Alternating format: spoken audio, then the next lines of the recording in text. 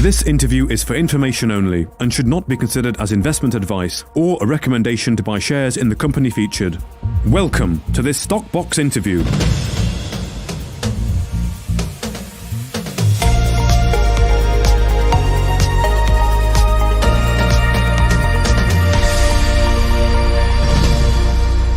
Joining us today is Paul Johnson, the CEO of Power Metal Resources, following the release of the quarterly report from the company. Always a large document coming from Power Metals, Paul, but things seem to be looking like they're taking focus. You're heading, down the exploration path a bit more further. So, can you tell us a bit about an update of what's going on? Yeah, I think it's about a third less in size than the last one that we produced. We wanted to focus a bit more to give people an easier read. We've now, as a business, got quite a few of our project packages into the spin-out disposal listing process. And so it was time to really make sure we focused our attention and the market's attention on the more urgent, pressing priority exploration projects. And we've articulated that in this announcement today. So for us, it's one of just, we think, demonstrating the progress that has been achieved so far. And also demonstrating the forward direction very clearly in a way that we haven't really been able to do so far with this business. Okay. It is laid out in a much easier read. You've obviously got the exploration projects there, the four, and of course the four IPOs, but other vehicles involved with the company. So let's just look at the exploration projects first of all, the Athabasca, Orthia, Malopo Farms project and the Tati project. What's the plan to get operations started on the ground and get exploring on these projects? Well, we've already started across all of them to varying degrees. So if you go and look at the Athabasca Basin projects focused on uranium, we started pegging that ground originally in September 2021. We launched an immediate exploration program. We had some knockout results with some grade of, I think the highest was 38,000 or so ppm gold, which is particularly attractive in the first program.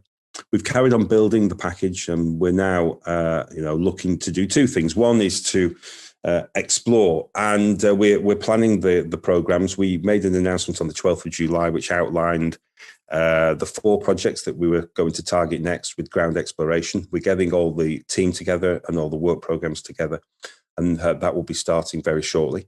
Orthia is our lithium project in Quebec, in Canada, where we recently announced the continuation into year 2 of that earn into 100%. It's not a very costly earning, as it were, but you still have to confirm that you are proceeding. And we are. We've got some building targets there for lithium mineralization. And again, there will be a ground operational team there doing that work pretty soon.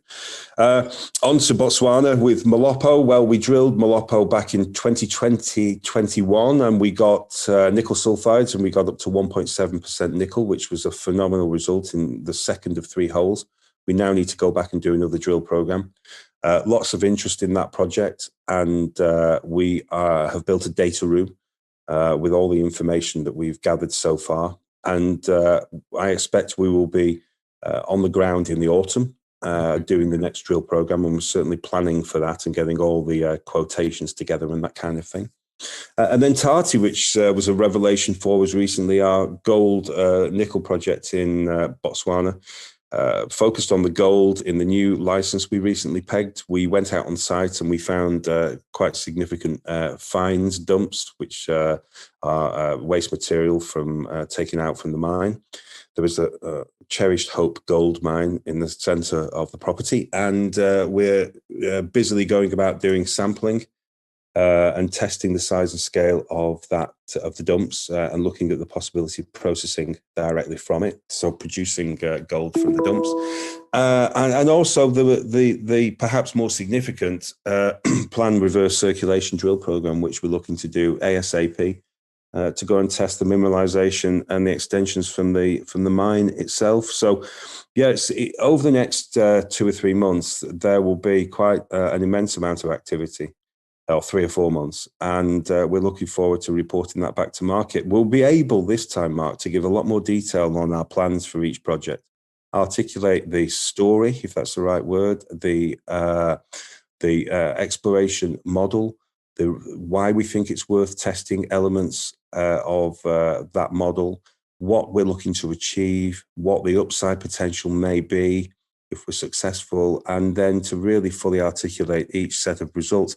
Previously, we've had so much news flow. We've lost a lot of the positive developments in our business because of the amount of news. Okay, well, that's good. That's good to hear, Paul, and looking forward to seeing that being a bit more maybe clearly articulated going forward. But clearly, you've explained that pretty well there. So at Tati, looking at processing the waste dumps initially to try and get gold out of them. Malapo Farms drilling planned for this autumn. Orthia or Othia, I think is how you said it. Othia, you're planning, you're finalising plans for some drilling or some exploration this quarter. And then what was going on at Athabasca? You sort of early stage, sort of drawing up plans. Was that what you said? Yeah, so we've been working on the Athabasca with quite a large amount of data compilation, where we've been getting all the information available on the project cell properties that we previously had 7 in total, over 450 square kilometers. Doing further advanced work, hyperspectral data analysis, that led us to, on 4 of the properties, to identifying a number of key targets for ground exploration. And we'll be on the ground doing further mapping, sampling, and various other works quite soon on those 4 properties. It is a huge package, in the Athabasca. So we have talked about not just developing our own retained internal exploration projects, which we will in the Athabasca, but also looking at some commercialization angles as well to generate value from that package that we put together. Recently, yesterday we announced that we'd taken a further 3 properties into the portfolio in the Athabasca. Increasing the square kilometre ground footprint to 721 from 450. So it's quite a focus of activity for us. And we recognise that the investors and the shareholders want to see more operational progress in the projects. And that's what we're about to do. Good. Excellent. Well, like I say, looking forward to following up on that as and when, Paul, throughout the rest of this year. So that covers the exploration projects from Power Metals. Of course, you've got the vehicles, if you want to call them that, the IPOs that are happening. Kanye, we spoke about fairly recently with the change there with Kavango Resources. When it comes to Golden Metal Resources and First Development Resources, the 2 IPO spinouts that are coming from POW, what stage are we at with the IPO process there? People are probably quite keen to get to see that actually happen, but it's making fairly good progress, is it? Yeah, we've got a portfolio of spin-outs and disposals that you can see on that quarterly report. There will be more. I anticipate there will be more.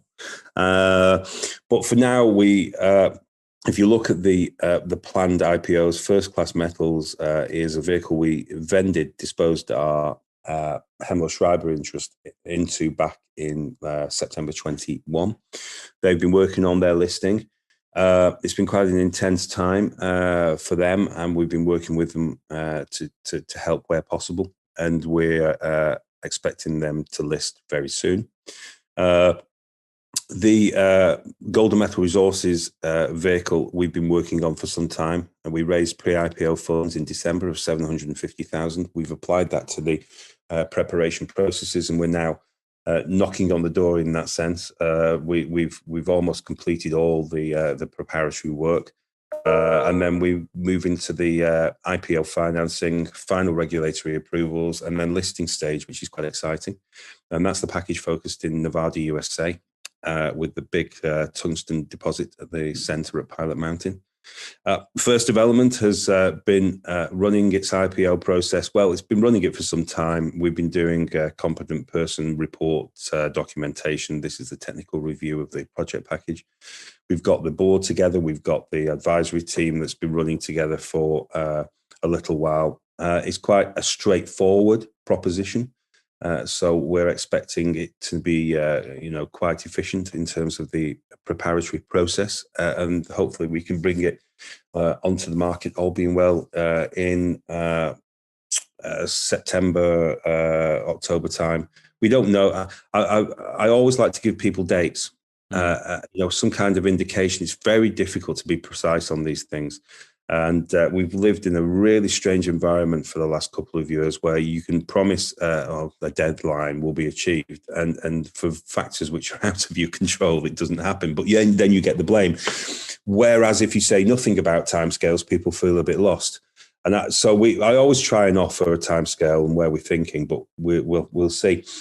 So we're moving forward at a great pace, really, with quite a few different corporate activities at the same time, which itself is a bit of a burden because you do have, it's quite a lot of work to do a listing, far more than I anticipated, in fairness, and certainly far more than I would say, generally people are aware of.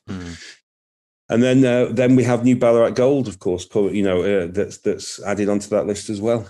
Well, yes, New Ballarat Gold, of course. We don't hear very much about New Ballarat Gold. Of course, this is the joint venture with Red Rock Resources. It's not dead, though, is it? It's in the operations update here. So where is that, Paul? We're going to expect to see some more communication on this process. Yeah, that's one where I do feel quite strongly that we could have done this quicker in terms of getting a listing. I think it has taken too long. That opinion aside, however, I think it's been fortuitous that it has taken this long because over the period, certainly the last 6 months or so, some quite significant things have happened in the company that perhaps would not have happened were it in a listing, process where you were doing formal documentation, competent persons reports and legal due diligence, that kind of thing. Because to a certain extent, when you're in the process of an IPO, your business has to not necessarily stop completely, but slow down. It can't keep changing because then you have to change all the documentation. So it has to pause. And New Ballarat Gold has not paused. It's now got, I forget the exact percentages, but 1,832 square kilometres of ground granted from the 2,300 applications originally. It's got the license granted that includes the Ajax former high-grade gold producing mine. We've recently done a deal to secure the license that holds the Baringa former high-grade gold producing mine. So we've now got a very large granted land package. We've got a great exploration team in country doing a fantastic job that are full-time on New Ballarat work. We've got 2 former high-grade producing mines within the footprint, and it's just literally moving on in dramatic leaps and bounds. Now, had we have listed this a few months ago, apart from the business needing to pause during the listing process, we probably would not have got the value that's deserved for that package. And I suspect by listing it in the future, we will get far more of the value. So we're quite excited about New Ballarat. It's a full-on exploration business. Power owns 49.9%. Red Rock Resources PLC, listed in London. RRR is the ticker. Have 50.1, and together we've seen this business flourish over the last few months. Okay. Excellent. Well, thank you very much, Paul Johnson, for giving us that update from the quarterly report from Power Metal Resources. Paul, the CEO of Power, thank you very much for your time. Thank you, Mark. Okay. If you enjoyed this interview, then give us a thumbs up, a like or a retweet. Subscribe to us on YouTube or follow us on Twitter and hit that notification bell to be the first to know when we release new content. There's loads of great content on our website too, across all our programs at stopboxmedia.com. Thank you for watching.